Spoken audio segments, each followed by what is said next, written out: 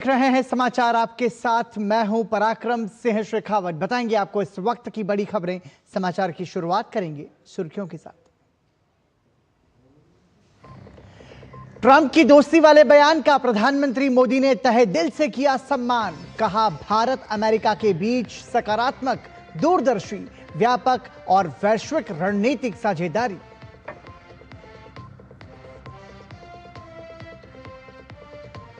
भाजपा की हर प्रदेश और जिला इकाई जीएसटी सुधार की जानकारी जन जन तक पहुंचाएगी। चौपाल लगाकर व्यापारियों को देगी जानकारी। केंद्रीय मंत्री अश्विनी वैष्णव ने कहा जीएसटी में सुधार करके प्रधानमंत्री ने मध्यम वर्गीय परिवारों को दी बड़ी राहत।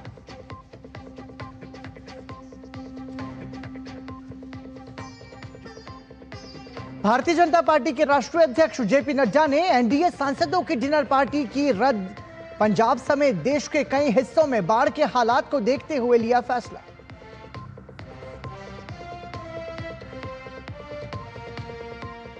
पहाड़ से मैदान तक बारिश से आफत। दिल्ली में उफान पर यमुना। सरकार प्रशासन तैयार। उत्तराखंड, हिमाचल, जम्मू कश्मीर और पंजाब में बाढ़ बारिश से जनजीवन अस्त व्यस्त।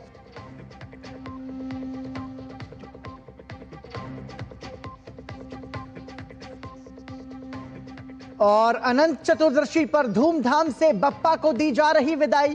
भक्तों की आस्था का उमड़ा सैलाब। देश भर में अगले बरस तू जल्दी आ की गूंज।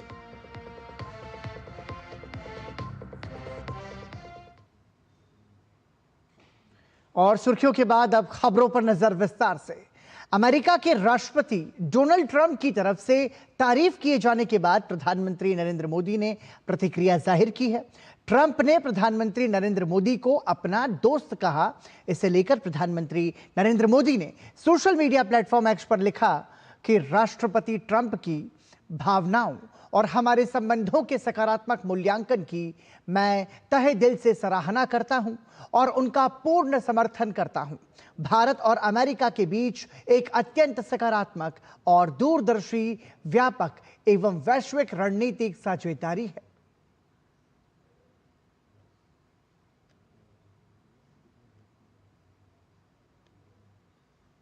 इससे पहले अमेरिकी राष्ट्रपति डोनाल्ड ट्रंप ने प्रधानमंत्री नरेंद्र मोदी की तारीफ की। उन्होंने नरेंद्र मोदी को एक महान प्रधानमंत्री बताया। ट्रंप ने कहा कि वो हमेशा प्रधानमंत्री नरेंद्र मोदी के दोस्त रहेंगे। उन्होंने कहा कि मोदी के साथ उनकी बहुत अच्छी बनती है, लिहाजा किसी भी तरह की चिंता करने की जरूरत नहीं है। उन्होंने भारत अमेरिका के बीच विशेष संबंधों का जिक्र किया। इस दौरान ट्रंप भारत को खोने वाली टिप्पणी से पीछे हटते दिखे। इस पर पूछे गए सवाल के बयान पर ट्रंप का कहना था कि उन्हें नहीं लगता कि उन्होंने किसी को जिम्मेदार ठहराया है। आइए सुनते हैं राष्ट्रपति डोनाल्ड ट्रंप ने क्या कहा।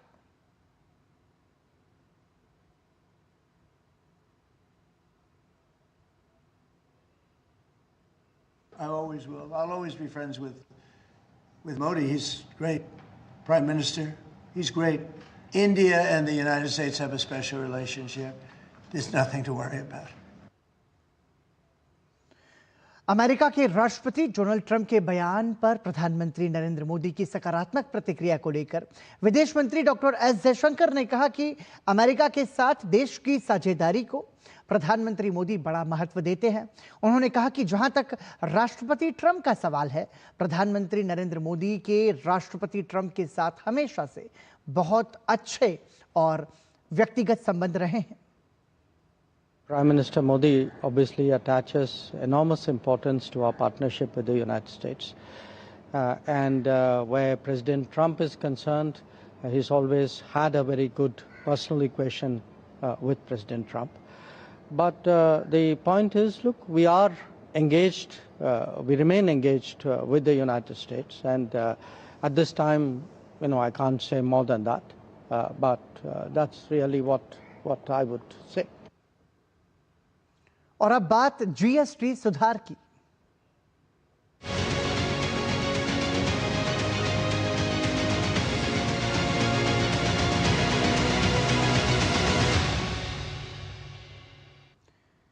केंद्रीय मंत्री अश्विनी वैष्णव ने कहा कि 2025-26 के बजट में दी गई आयकर राहत और जीएसटी सुधार से देश की अर्थव्यवस्था को नई गति मिलेगी। भाजपा पार्टी मुख्यालय में आयोजित प्रेस वार्ता में उन्होंने कहा कि ये कदम आम लोगों के जीवन को आसान बनाने के साथ साथ विकास की दिशा में बड़े बदलाव साबित होंगे। केंद्रीय मंत्री ने कहा कि जीएसटी में सुधार करके मध्यम वर्गीय परिवारों को प्रधानमंत्री नरेंद्र मोदी ने बहुत बड़ी राहत दी है। जीएसटी में रिफॉर्म्स करके माननीय प्रधानमंत्री जी ने मिडिल क्लास परिवारों को एक बहुत बड़ी राहत दी है, बहुत बड़ा एक तोहफा दिया है। जीएसटी में जिस तरह के सुधार हुए हैं, ये सुधार हमारे देश के 140 करोड़ देशवासियों के जीवन में एक बड़ी राहत के रूप में आए हैं। केंद्रीय मंत्री अश्विनी वैष्णव ने कहा कि जीएसटी में सुधार से देश की आर्थिक उन्नति में भी बहुत बड़ा लाभ मिलेगा। उन्होंने कहा कि इससे उपभोग बढ़ेगा, जिससे रोजगार में वृद्धि होगी और आर्थिक गतिविधियां भी बढ़ेंगी। जीएसटी के रिफॉर्म से देश के आर्थिक उन्नति में भी बहुत बड़ा एक लाभ मिलेगा। अगर हम प्योर इकोनॉमिक्स के पॉइंट ऑफ व्यू से बात करें, हमारी देश की जीडीपी है करीब 330 लाख करोड़ की अभी। इसमें से करीब 202 लाख करोड़ हमारा कंजम्पशन है, 202 आउट ऑफ 330। 202 लाख करोड़ जो कंजम्पशन है, ये अगर जीएसटी के इस छूट के बाद में अगर 10% भी बढ़ता है तो 20 लाख करोड़ का एक्स्ट्रा कंजम्पशन देश में आता है। 20 लाख करोड़ की एक्स्ट्रा जीडीपी देश में आती है। केंद्रीय मंत्री अश्विनी वैष्णव ने कहा कि हर घर में उपयोग होने वाले सभी वस्तुओं पर जीएसटी में राहत दी गई है, जिससे आम लोगों को फायदा होगा। इलेक्ट्रॉनिक्स की मैं विशेष बात करना चाहूँगा यहाँ पर। घर में आज हमारे किसी भी घर में, मध्यम वर्गीय परिवार के घर में कई तरह के इलेक्ट्रॉनिक्स उपकरण काम में लिए जाते हैं। चाहे टेलीविज़न हो, चाहे रेफ्रिजरेटर हो, चाहे डिशवॉशर हो, चाहे माइक्रोवेव का ओवन हो, अपने हाथ में मोबाइल फ़ोन होता है, पावर बैंक होता है, कई तरह की चीज़ें घर में इलेक्ट्रॉनिक्स की उपयोग में आती है। और जो सोलर पैनल कई लोग अपने घरों पे लगाते हैं, ओवरऑल इन सब चीज़ों पे टैक्स का बर्डन कम हुआ है। घर में काम में आने वाली हर वस्तु पे कम हुआ ही हुआ है। चाहे किसी ने कहा रोटी, कपड़ा और मकान, तीनों पे टैक्स का इंसिडेंस कम हुआ है। भाजपा प्रवक्ता और सांसद अनिल बलूनी ने कहा है कि पार्टी की सभी प्रदेश और जिला इकाइयां जीएसटी रिफॉर्म की जानकारी जन जन तक पहुंचाएंगी। इसके लिए विशेष कार्य योजना बनाई जा रही है। उन्होंने कहा कि Bharatiya Janata party GST reforms की जानकारी देने के लिए जगह जगह चौपाल लगाएंगी, ताकि व्यापारी वर्ग तक इससे जुड़ी सभी जानकारी आसानी से मिल सके। भारतीय जनता पार्टी ने जो जीएसटी रिफॉर्म्स हैं, इसके बारे में एक पूरी कार्य योजना तैयार की है और हम लोग, हमारी हर प्रदेश इकाई, हमारी ज़िले की इकाई, सबको कहा गया है कि जो आम जन है उसको जीएसटी रिफॉर्म्स के बारे में जानकारी देने के लिए एक पूरी कार्य योजना तैयार की गई है। साथ ही हर ज़िले में एक चौपाल लगाने का हम लोगों का कार्यक्रम है। जो हमारे व्यापारी भाई हैं उनको भी कैसा सरलीकरण हुआ उसके बारे में अवगत कराने के कार्यक्रम किए जाने की तैयारी की है। देश में 22 सितंबर से नेक्स्ट जेन जीएसटी लागू होने जा रहा है और लोग ये जानने को उत्सुक हैं कि किस सामान पर कितनी बचत होगी। इसी सवाल का जवाब माईगोव प्लेटफॉर्म ने दिया है, जहां एक खास वेबसाइट के जरिए ग्राहक खुद अलग अलग प्रोडक्ट्स पर नई और पुरानी कीमतों की तुलना कर सकते हैं। माईगोव ने एक नई वेबसाइट savings with GST.in, ये वेबसाइट का नाम है, इसे शुरू किया है। यहां आप किसी भी सामान को कार्ट में डालकर उसकी कीमत कई तरह से देख सकते हैं। बेस प्राइस, वैट के समय की कीमत और नेक्स्ट जेन जीएसटी के बाद की कीमत। इस तरह ग्राहक तुरंत जान पाएंगे कि किस प्रोडक्ट पर कितनी बचत हो रही है। केंद्रीय कृषि मंत्री शिवराज सिंह चौहान ने कहा कि प्रधानमंत्री ने लाल किले से नेक्स्ट जनरेशन जीएसटी रिफॉर्म का वादा किया था और आज उससे जनता को बड़ी राहत मिली है। उन्होंने बताया कि फसल बीमा योजना किसानों को प्राकृतिक आपदा और फसल नुकसान से सुरक्षा देकर उन्हें आर्थिक मजबूती प्रदान करेगी। उन्होंने कहा कि जीएसटी सुधार और फसल बीमा योजना मिलकर किसानों की आय बढ़ाने में बड़ी भूमिका निभाएंगे। हमने कई सुधार किए प्रधानमंत्री फसल बीमा योजना में। जैसे पहले फसल की इकाई केवल ब्लॉक होती थी, तहसील होती थी, मतलब एक किसान का, एक गांव के किसान का नुकसान हो जाएगा तो बीमा कंपनियां भरपाई नहीं करती थी। अब हमने स्थानीय आपदा मान के एक किसान का भी नुकसान हो तो उसके भरपाई करने का प्रावधान उसमें स्थानीय आपदा के रूप में किया है। हमने ये भी तय किया है कि हम सैटेलाइट बेस्ड रिमोट सेंसिंग के जरिए नुकसान का आकलन करेंगे।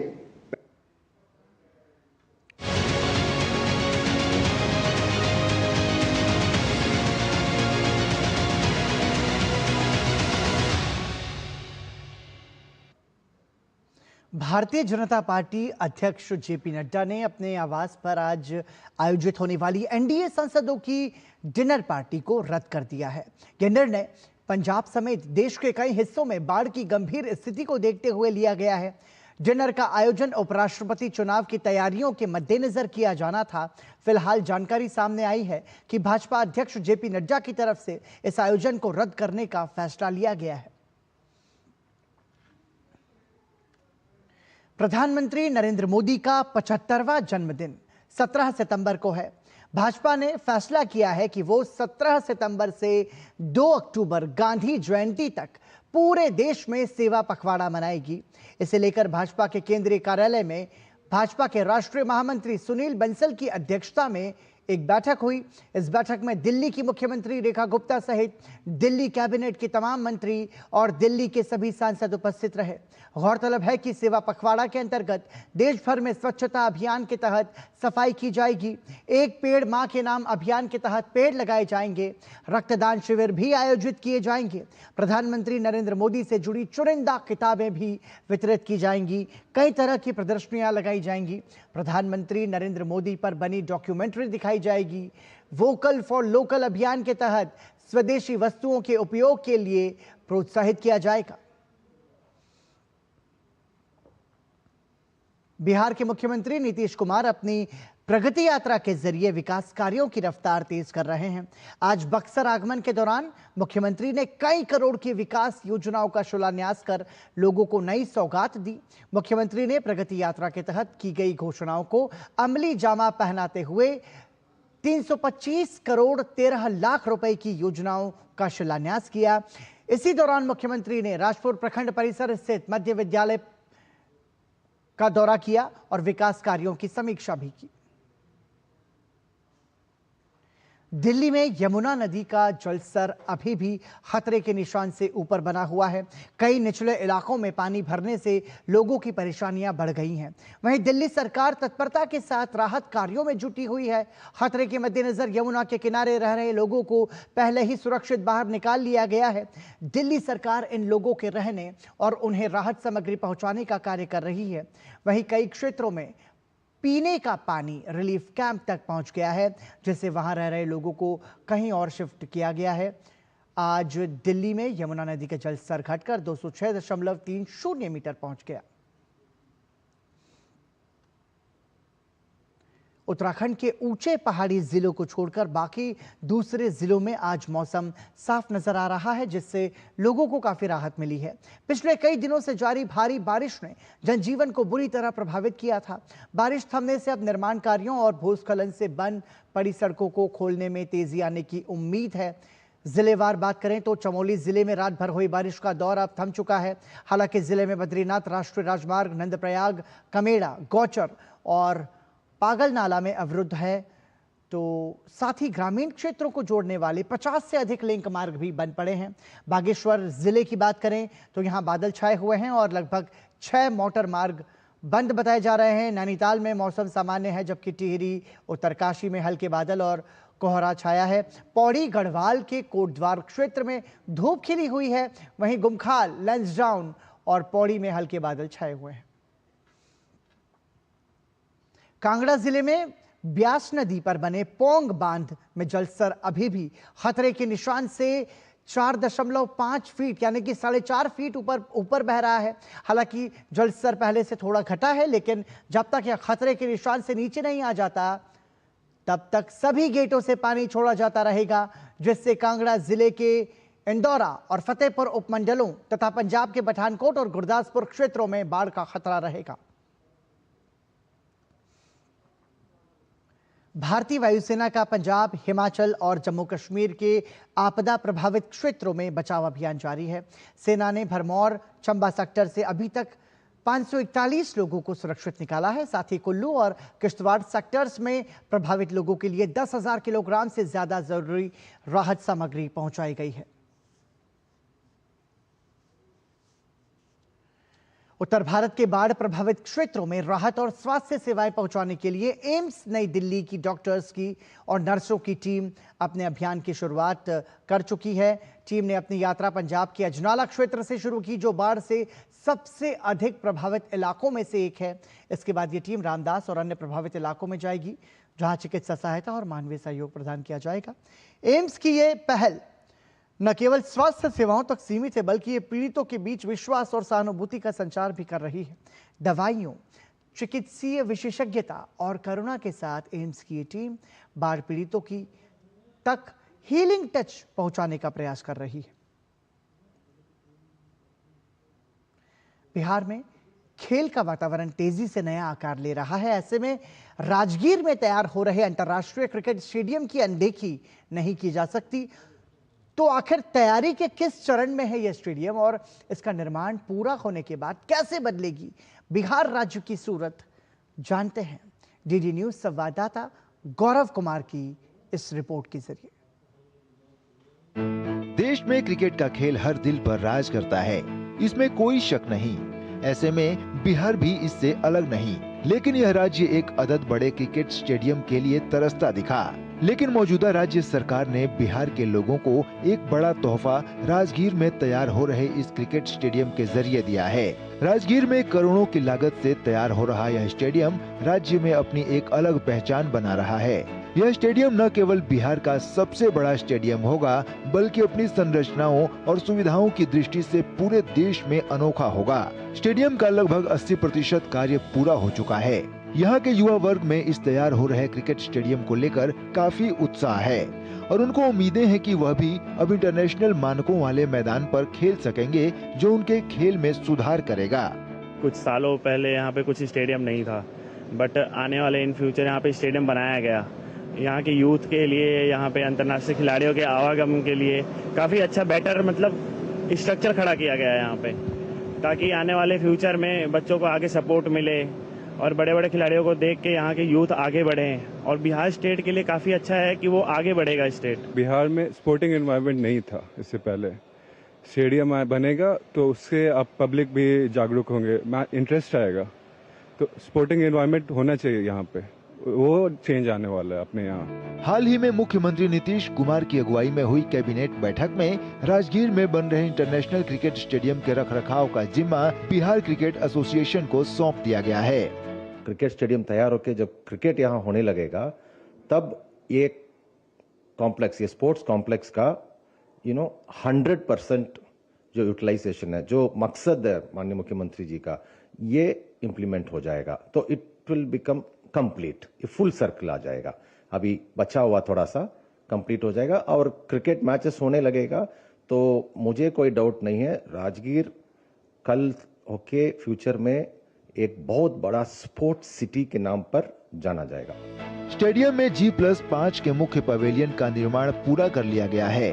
अब इसे फिनिशिंग देने का कार्य किया जा रहा है। वहीं जनरल स्टैंड ईस्ट और वेस्ट का निर्माण भी अंतिम चरण में है। बिहार के खेल के विकास के अध्याय में ये चैप्टर जो है वो बहुत इंपॉर्टेंट रोल जो है वो अपना प्ले करेगा। दरअसल बड़ी लागत के साथ तैयार हो रहा ये क्रिकेट स्टेडियम राजगीर की छवि को ही नहीं, बल्कि पूरे राज्य की तस्वीर को एक नया आयाम देगा। और खासकर जब क्रिकेट इस मैदान पर खेला जाएगा तो एक बहुआयामी विकास की तस्वीर बिहार से निकलकर सामने होगी। कैमरामैन सौरभ बख्शी के साथ मैं गौरव कुमार, डीडी न्यूज, राजगीर, बिहार। और अब बात करते हैं टोरंटो अंतर्राष्ट्रीय फिल्म महोत्सव की। 14 सितंबर तक कनाडा के टोरंटो में आयोजित इस फिल्म महोत्सव का आज तीसरा दिन है। आइए आपको सीधा लिए चलते हैं टोरंटो में मौजूद हमारी संवाददाता मुनमुन भट्टाचार्य के पास। मुनमुन, बहुत स्वागत है आपका और आपसे जानना चाहेंगे कि टोरंटो अंतर्राष्ट्रीय फिल्म महोत्सव के तीसरे दिन आज क्या कुछ खास रहेगा? जी, काफ़ी डायनेमिक दिन है भारत के लिए टिफ में, क्योंकि शोले का रेड कार्पेट भी है, स्क्रीनिंग भी है और रमेश सिप्पी जो डायरेक्टर हैं इस 1975 आइकॉनिक इंडियन फिल्म के, ये रेड कार्पेट पर हमें दिखेंगे। और मेरी उनसे बातचीत भी हुई थी दूरदर्शन के लिए स्क्रीनिंग के पहले, और उन्होंने बताया कि उन्हें कैसा लग रहा है कि टिफ के भी 50 साल हो गए हैं और शोले के भी 50 साल हो गए हैं और ऐसे मौके पे यहाँ शोले दिखाई जा रही है। इसके अलावा रेड कार्पेट पर होंगे हंसल मेहता, उनकी टीम। स्क्रीनिंग है गांधी वेब सीरीज़ की जो उन्होंने डायरेक्ट करी है, और ये पहली बार 10 सालों में प्राइम टाइम सेक्शन टिफ के कोई भारतीय फिल्म दिखाई जा रही है या फिर वेब सीरीज़ कहें दिखाई जा रही है। पहले 2 एपिसोड्स जो हैं फर्स्ट सीजन के फ्रॉम मोहन टू महात्मा वो दिखाए जाएंगे। ये महात्मा गांधी के 18 से 40 साल तक की उम्र से रिलेटेड है। ऑल्सो इसके अलावा हम देखें तो वर्ल्ड प्रीमियर होगा बयान का, जो विकास रंजन मिश्रा ने डायरेक्ट करी है। एक टेंस डिटेक्टिव स्टोरी है, सेक्सुअल अब्यूज एक्यूजेशंस के इर्द गिर्द है, और ये पहली बार कोई भारतीय फिल्म डिस्कवरी सेक्शन में दिखाई जा रही है टिफ में। और इसके अलावा ये जो डेब्यू फीचर्स होते हैं उभरते हुए फिल्म मेकर्स को, उनको सपोर्ट करती है। इस पर्टिकुलर फिल्म में हम देखें तो हुमा कुरैशी है, in search of the sky है इंडियाज ओनली एंट्री इस साल सेंटरपीस सेक्शन में, वो भी दिखाई जाएगी। मैंने कास्ट एंड क्रू से पहले बात करी, उन्होंने बताया कि उनका कैसा एक्सपीरियंस था महाकुंभ में, प्रयागराज में इसे शूट करना, इसके आइडिया के बारे में भी बताया। अनुराग कश्यप की बंदर मंकी इन अ केज भी स्क्रीन होगी स्पेशल प्रेजेंटेशन सेक्शन में। और इसके अलावा वेव्स इनॉग्रल सेशन होगा, और यहाँ पर फोकस है कि भारत को कैसे वैश्विक मीडिया और एंटरटेनमेंट जगत में आगे बढ़ाया जाए। और हम भारत की जो अकेडमी अवार्ड विनिंग प्रोड्यूसर हैं, ऑस्कर विनिंग प्रोड्यूसर हैं गुनीत मोंगा, उनसे भी सुनेंगे विमेन इन फिल्म्स इंडिया के बारे में। और ये एक आईएनबी मिनिस्ट्री के साथ कोलैबोरेशन में एक इनिशिएटिव है जो उभरते हुए महिला फिल्म मेकर्स को आगे बढ़ाने की कोशिश है। इसके अलावा भारत पर्व होगा जो एक कल्चरल इवनिंग होगी, हम वहाँ पे देखेंगे कि कैसे भारतीय फिल्मों को, कल्चर को, हमारी संस्कृति को, कुजीन को, सबको आगे बढ़ाया जाएगा। यहाँ पे क्रिएट इन इंडिया चैलेंज के कुछ विनर्स हैं, वो परफॉर्म करेंगे। हम जानते हैं कि क्रिएट इन इंडिया चैलेंज के कई चैलेंजेस भारत भर में हुए थे। कोशिश ये थी कि जो नए उभरते टैलेंट है उनको आगे बढ़ावा दिया जाए। तो ये है एजेंडा भारत का टिफ में। बिल्कुल, तो देखिए वैश्विक मानचित्र पर कैसे भारत को और भारतीय सिनेमा को आगे बढ़ाया जा सके, इस पर फोकस रहेगा। बहुत बहुत धन्यवाद मुनमुन भट्टाचार्य इस जानकारी को हम तक पहुंचाने के लिए। आपको बता दें कि टोरंटो में जाने माने फिल्म निर्माता निर्देशक रमेश सिप्पी से खास बातचीत की है हमारे सहयोगी मुनमुन भट्टाचार्य ने, वो आपको सुनवाते हैं। शोले के डायरेक्टर रमेश सिप्पी हमारे साथ हैं टोरंटो में। हम जानते हैं कि शोले की स्क्रीनिंग 50वें टोरंटो इंटरनेशनल फिल्म फेस्टिवल में होने जा रही है, लेकिन ये रिस्टोर्ड 4K वर्जन में होगी। चलिए उनसे बात करते हैं। रमेश जी, आपका बहुत बहुत स्वागत है दूरदर्शन न्यूज में। बताइए, 50 साल शोले के हो रहे हैं, 50 साल टिफ के भी हैं, 50 साल NFDC के भी हैं, तो काफी सारी गोल्डन जुबलीज हो रही हैं इकट्ठा। कैसा लग रहा है आपको? आई फील ऑनर्ड कि आज 50 years of Sholay are being celebrated, और न सिर्फ शोले के 50 साल हुए हैं, NFDC जैसे ऑर्गेनाइजेशन जो अब पूरे फिल्म इंडस्ट्री को साथ जुड़कर काम करेगी और उनको फैसिलिटेट करेगी, उनका भी 50th ईयर है। एंड जिस के लिए हम यहाँ आए हैं टिफ, वो भी 50 साल, उनको भी 50 साल हुए हैं आज। सो बहुत खुश हूँ मैं।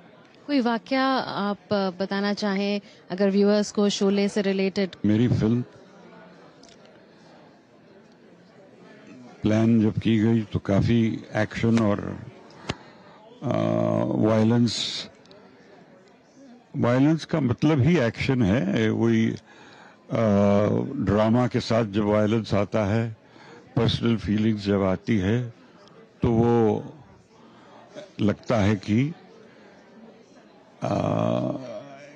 बड़ी ड्रामेटिक जगह बनती है जहाँ पे ड्रामा एक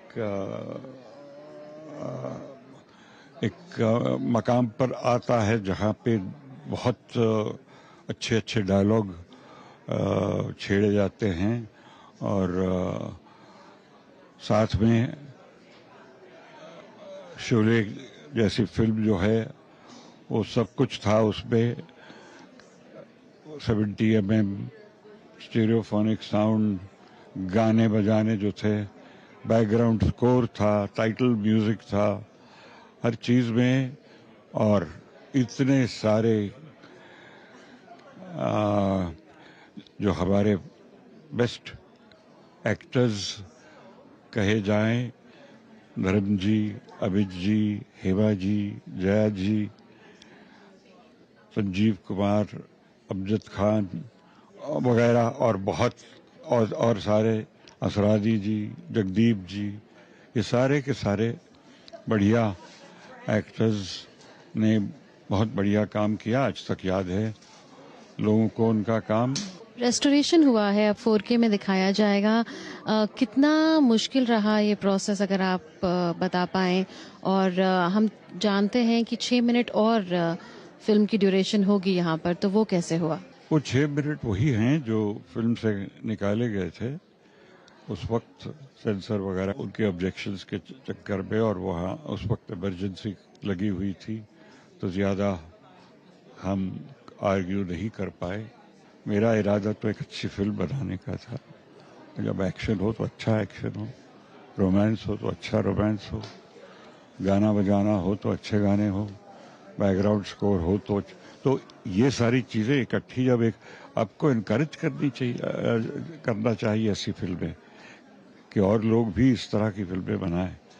आप उल्टा अगर ऐसा करेंगे तो अगली फिल्म मैं जब बनाऊंगा तो मुझे लगेगा कि good film making is not enough. तो जो छूट गया था 50 साल पहले, वो अब 50 साल बाद वापस आ रहा है। और कहना होगा कि शोले सिर्फ पिक्चर नहीं थी, उसने एक नया आयाम दिया हिंदी सिनेमा को। बहुत बहुत धन्यवाद रमेश सिप्पी जी, आपका हमसे बात करने के लिए। तो ये थी हमारी बातचीत रमेश सिप्पी जी के साथ, जो डायरेक्टर हैं शोले के। कैमरामैन वाई लोकनाथ के साथ मैं मुनमुन भट्टाचार्य, टोरंटो से दूरदर्शन न्यूज के लिए। और इसी के साथ समाचार में अभी के लिए इतना ही। हमें और हमारी पूरी टीम को दीजिए अनुमति। नमस्कार।